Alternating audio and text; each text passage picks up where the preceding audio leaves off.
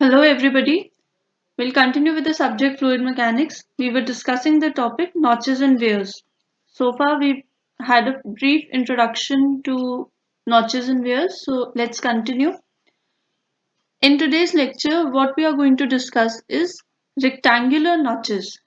कि rectangular notch अगर हम diagrammatically देखें so this is known as a rectangular notch जिसकी जो opening है वो कौन सी shape की है rectangular shape की है. अब हमने क्या देखना है कि इस रेक्टेंगुलर शेप की नॉच से जो पर्पस था नॉच का हमने प्रीवियस लेक्चर में देखा था कि जो नॉच होती है उसका पर्पस होता है टू मेजर डिस्चार्ज किसी भी टैंक में या किसी स्मॉल चैनल में. तो ये मान लेते हैं हम कि हमारा जो टैंक है उसका क्रॉस सेक्शन है इस तरीके से and we are measuring the discharge. Clear? तो इस डिस्चार्ज को कैसे मेजर करते हैं, क्या फॉर्मूला है, कैसे वो फॉर्मूला ऑब्टेन हुआ, तो आज हम उसकी डिस्कशन करेंगे. So this is a simple rectangular notch जिसकी ओपनिंग क्या हो, रेक्टेंगुलर हो. अब हमने क्या करना है, हमने पहले तो डिसाइड करना है कि जब आप रेक्टेंगुलर नॉच की बात करते हैं तो कुछ टर्म्स जो हमें कंसिडरेशन में लेनी पड़ती है. मैं इसका फ्रंट एलिवेशन बनाने वाली हूँ आपके लिए. सो this is the front elevation. So this is the front elevation. ये हमारा जो रेक्टेंगुलर नॉच था उसी की फ्रंट एलिवेशन ये है. जो हमारा ये क्रेस्ट है, ये वाला जो एरिया पोर्शन है उसका सेक्शन ऑफ द क्रेस्ट हमें यहाँ पे दिखाई दे रहा है. ठीक है, तो हमने क्या देखा है कि ये हाइट है, जो नॉच का बेस पॉइंट है उसके ऊपर की जो ये हाइट है इसको हम क्या बोल रहे हैं, एच. सो दिस हाइट जो फ्री वाटर सरफेस तक है इसको आपने क्या बोल दिया है, एच बोल दिया है. This was the crest. ये क्रेस्ट था हमारे नॉच का. तो इस क्रेस्ट के ऊपर जो पानी का लेवल है उसको हमने क्या बोल दिया है, एच. इसको हम बोल सकते हैं head of water above the crest. So I can right what is H. H is head of water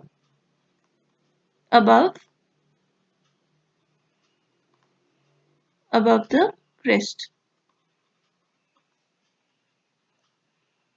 ठीक है, यहाँ वाटर या लिक्विड कुछ भी हो सकता है अगर हम कोई और लिक्विड की बात कर रहे हैं तो. सो this is the head of the liquid above the crest.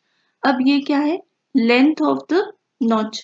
Length of the notch क्या हो जाएगी कि जो नॉच है आपकी वो कितना,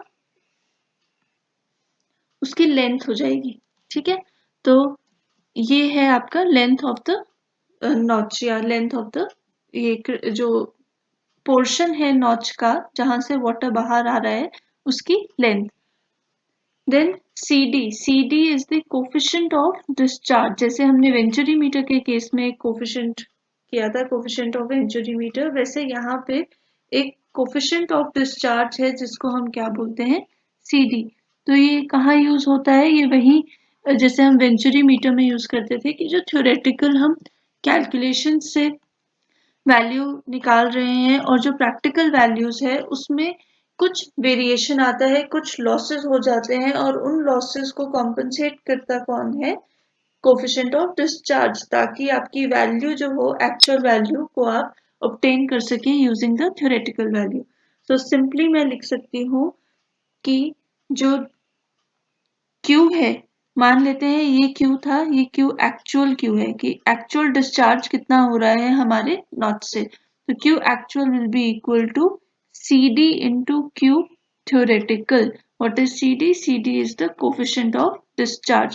Q theoretical हम अभी कैलकुलेट करेंगे, पर Q theoretical जो हम कैलकुलेट कर रहे हैं उससे, so Q actual is equal to CD into Q theoretical.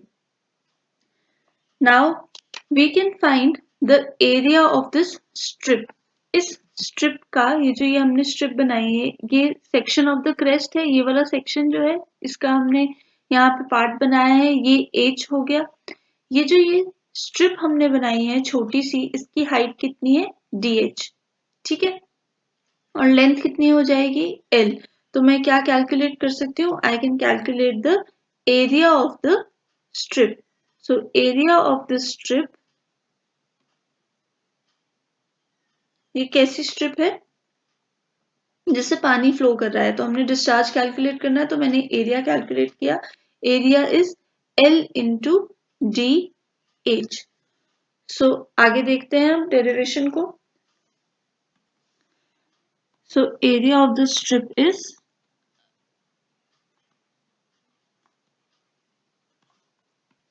L into D H. अब हमें कैलकुलेट करनी है थ्योरेटिकल वेलोसिटी। थ्योरेटिकल वेलोसिटी हम बर्नौलीज इक्वेशन से ऑब्टेन करते हैं, और उसकी डेरिवेशन आपके लिए इतनी इम्पोर्टेंट नहीं है, तो मैं डायरेक्टली वैल्यू लिख रही हूँ। हमने ये पिटोट ट्यूब में भी कैलकुलेट करी है velocity. So it is 2gh under the root. ये कहाँ से आई है हमारे पास, बर्नौलीज इक्वेशन से आई है। बर्नौलीज इक्वेशन जब हम अप्लाई करते हैं दो पॉइंट्स पे, तो उसकी डेरिवेशन से मेरे पास क्या आ जाता है, मेरे पास वेलोसिटी की वैल्यू आ जाती है under the root of 2gh, और इसको हम यूनिवर्सली क्या बुला लेते हैं फिर, theoretical velocity. So this is important, ये आपको याद होनी चाहिए कि what is the value of theoretical velocity. Theoretical velocity होती है under the root of 2gh। अब यहाँ पे h क्या है, जिस भी लेवल पे आप बात कर रहे हो उसमें जो हाइट ऑफ वाटर है, जो भी हाइट ऑफ वाटर, जैसे कि यहाँ पे अगर मैं इस सेक्शन पे बात करूं, इस सेक्शन पे बात करूं, तो इसके ऊपर जो हाइट ऑफ वाटर है, उस वाटर की वजह से मेरे पास क्या आ जाएगी, वेलोसिटी आ जाएगी इस पॉइंट पे, ठीक है। तो this height of water above the point under consideration, तो that is known as theoretical velocity. तो थ्योरेटिकल वेलोसिटी हमारे पास आ गई। अब हमें डिस्चार्ज का फॉर्मूला पता है। What is discharge, discharge is simply area into velocity, A into V. यही है, हमारे पास एरिया भी है, हमारे पास वेलोसिटी भी है।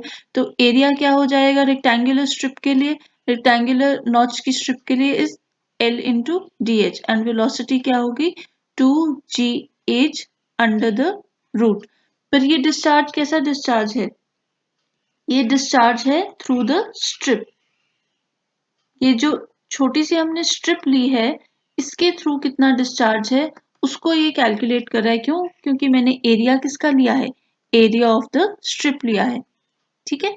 तो इसलिए ये डिस्चार्ज भी क्या है, ये डिस्चार्ज भी इस स्ट्रिप के थ्रू जो पानी बह रहा है उसका डिस्चार्ज है। So I can denote this as D Q, क्योंकि ये छोटा सा डिस्चार्ज है, थोड़ा सा अमाउंट है, और डी एच का साइज बहुत छोटा है, हमने एक छोटी सी स्ट्रिप ली है। ये हम क्यों कर रहे हैं, क्योंकि पूरे की कैलकुलेशन करना हमारे लिए डिफिकल्ट हो जाता है एट अ टाइम। तो हम क्या करते हैं, हम एक छोटी सी स्ट्रिप के लिए कैलकुलेशन करते हैं और फिर उसको इंटीग्रेट कर देते हैं to calculate the entire theoretical discharge. So अब मेरे पास क्या है, अगर मैं इस टर्म को रीअरेंज करूं, I can write D Q is equal to L into D H under the root of 2gh। Clear. पर मैंने एक चीज हमने अभी पिछली स्लाइड पे देखी थी, that Q actual is equal to C D into Q theoretical, और यहाँ पे हम ये क्या निकाल रहे हैं, हम निकाल रहे हैं ये theoretical discharge. So I can right theoretical discharge through the strip, this is theoretical D Q. तो मुझे क्या निकालना है, मुझे तो एक्चुअल डी क्यू निकालना है। So I can write actual D Q, छोटा सा ही स्ट्रिप से जो एक्चुअल डिस्चार्ज है वो कितना है, C D into D Q T H, theoretical discharge. ये डी वर्ड इंडिकेट कर रहा है कि हमने छोटा सा एक स्ट्रिप लिया है, डिफरेंशियल फॉर्म में हमने इसको लिखा है। So I can write D actual, D Q actual is equal to C D into L D H under the root of 2gh. So this is my value for the discharge, actual discharge through this strip, इस strip से कितना actual discharge आ रहा है, इस value का discharge आ रहा है। अब मैंने क्या करना है, अब मैं इस डिस्चार्ज को इंटीग्रेट कर दूंगी, इंटीग्रेटिंग बोथ साइड्स, ताकि मैं इस पूरे नॉच के एरिया से डिस्चार्ज कैलकुलेट कर सकूं।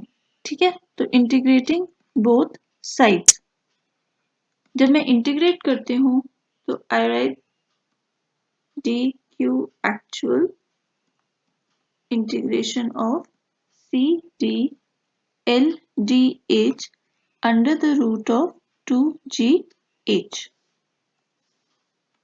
अब इसी टर्म को मैंने स्प्लिट करके लिख दिया है, D Q actual, Q actual की कहाँ से कहाँ तक इंटीग्रेशन होगी, 0 से क्यू तक, और CD की CDL रूट 2GH को मैंने स्प्लिट करके लिख दिया है, रूट 2G अलग कर दिया है और रूट H अलग कर दिया है, और DH को रिप्लेस कर दिया है, एंड ऑफ द इक्वेशन में ले आई हूँ। ये कहाँ से कहाँ तक आप इसको इंटीग्रेट करेंगे, 0 टू H। H क्या था हमारा, H वॉज दिस हाइट, ये पूरी हाइट, तो हमें निकालना है कि इस नैपे की कितनी वेलोसिटी होने वाली है, डिस्चार्ज इस वजह से कितना होने वाला है। सो अब अगर हम देखें तो CD कांस्टेंट है, CD डिपेंड करेगा कि आपने कौन सी नॉच यूज करी है, लेंथ ऑफ द नॉच भी कांस्टेंट है, G भी कांस्टेंट है, तो ये सारी टर्म क्या है, कांस्टेंट है मेरे पास, इसीलिए इसको ऐसे लिखा गया है। So I can write, integration से बाहर निकाल सकती हूँ मैं इस कांस्टेंट को, so I can write CD into L under the root of 2G integration of 0 to H।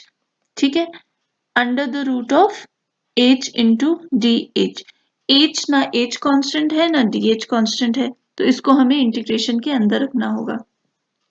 और DQ के को हम जब इंटीग्रेट करते हैं तो हम इसको सिंपली क्या लिख सकते हैं, Q एक्चुअल, ये एक्चुअल Q है तो ये सीधे आ गया Q एक्चुअल। तो अब जब मैं इस इक्वेशन को लिखूंगी CDL under the root of 2G integration of H को मैं कैसे लिख सकती हूँ, H अंडर द रूट को कैसे लिखा जा सकता है, H to the power 1/2, so that will be equal to DH 0 to H।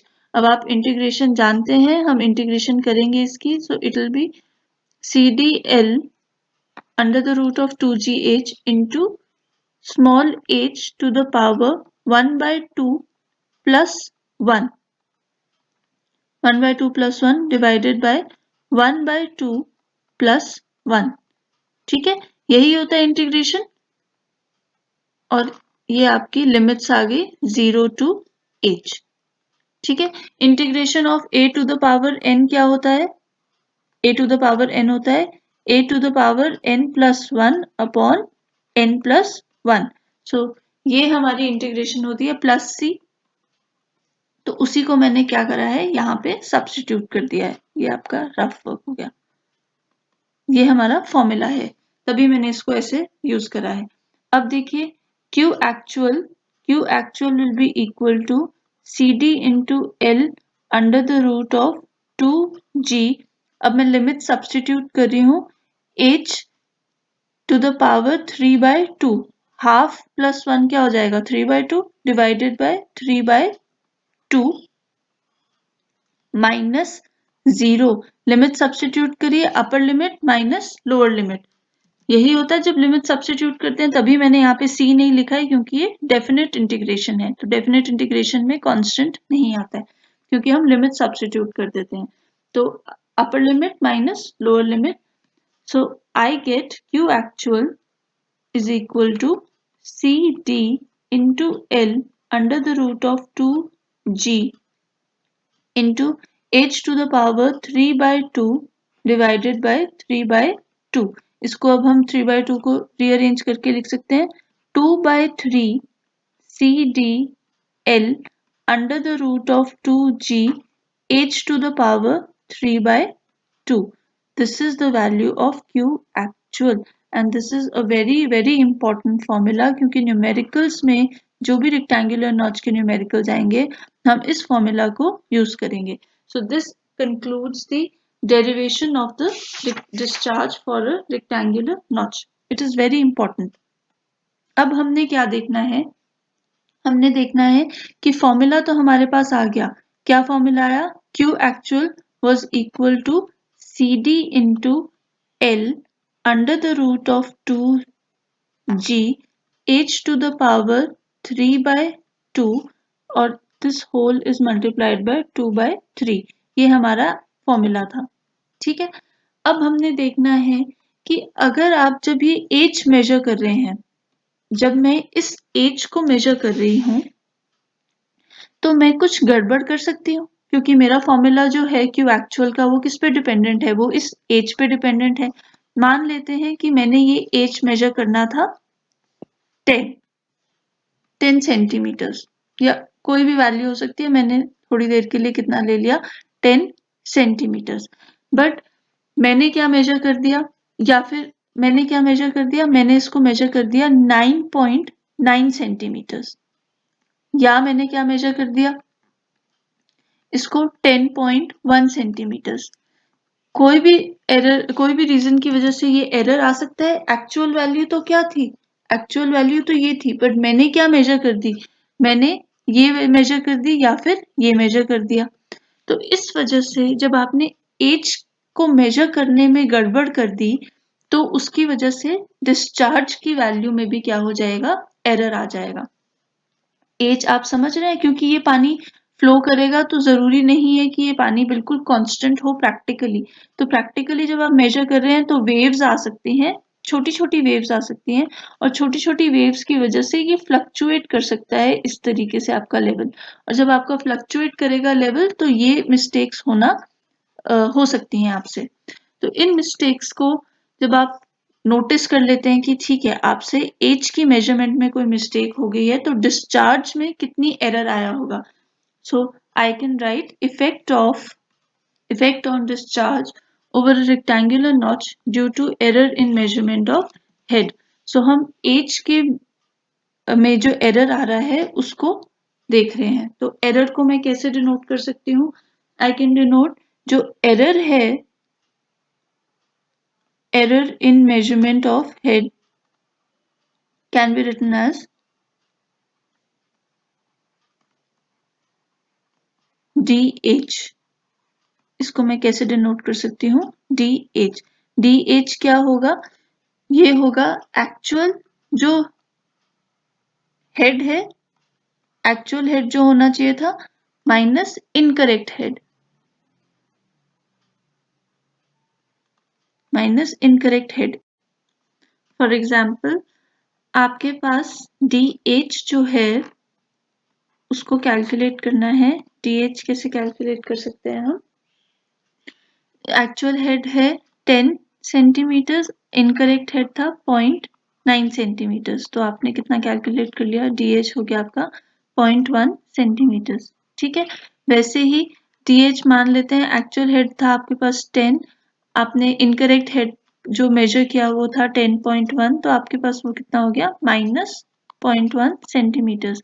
तो ये साइन है ये किस लिए यूज होगा, ये यूज होगा आपका ओवर एस्टिमेटेड और अंडर एस्टिमेटेड हेड के लिए।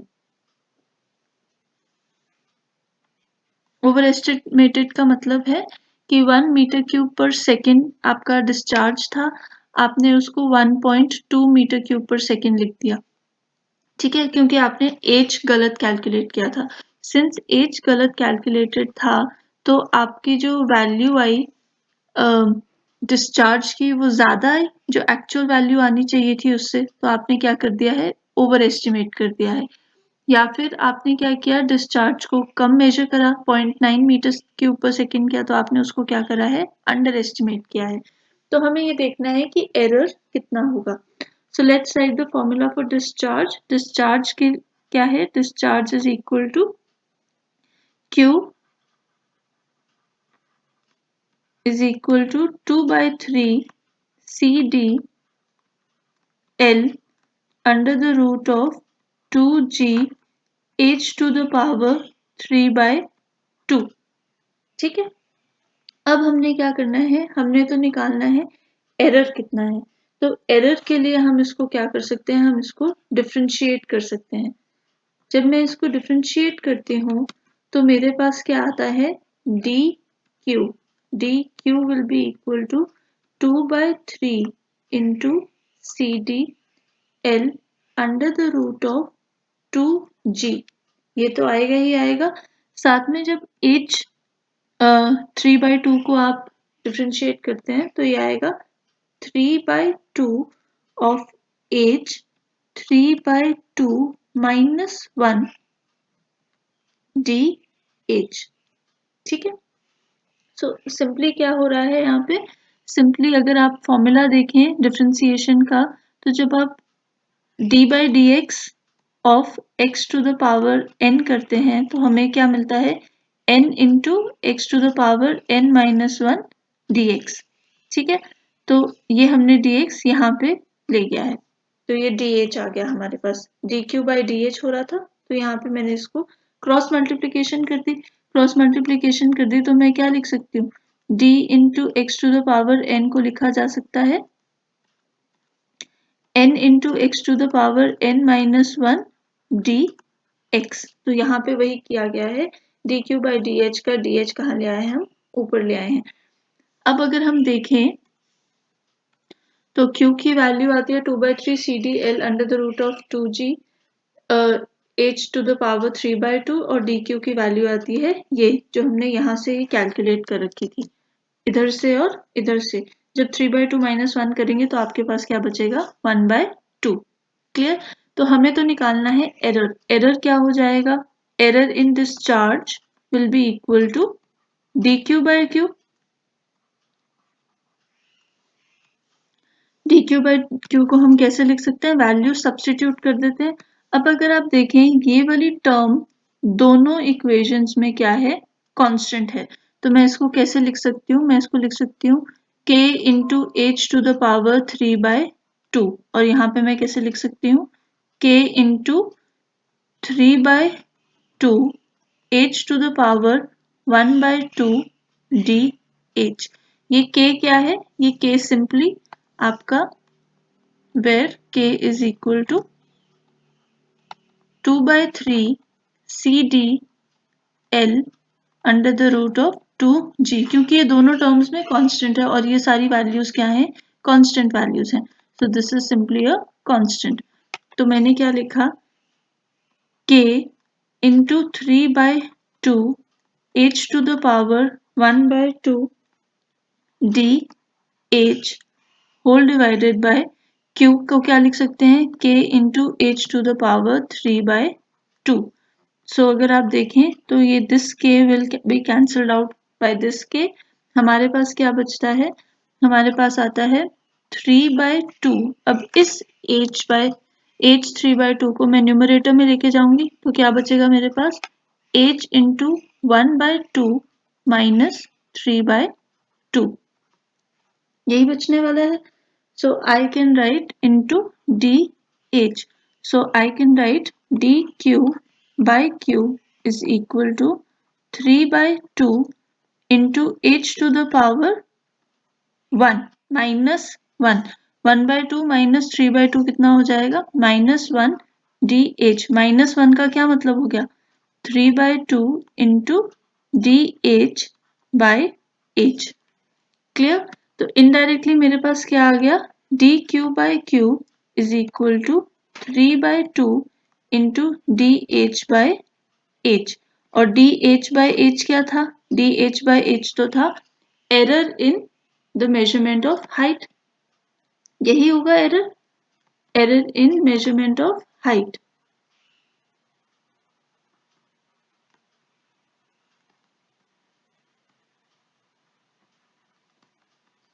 तो और dq by q क्या आ जाएगा आपके पास, एरर इन मेजरमेंट ऑफ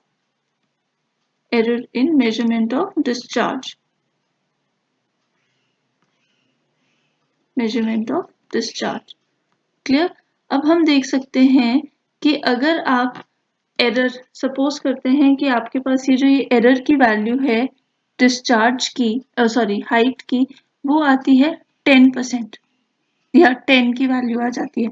तो dq by q क्या आ जाएगा आपके पास, dq by q हो जाएगा 3/2 into 10 which is equal to 15।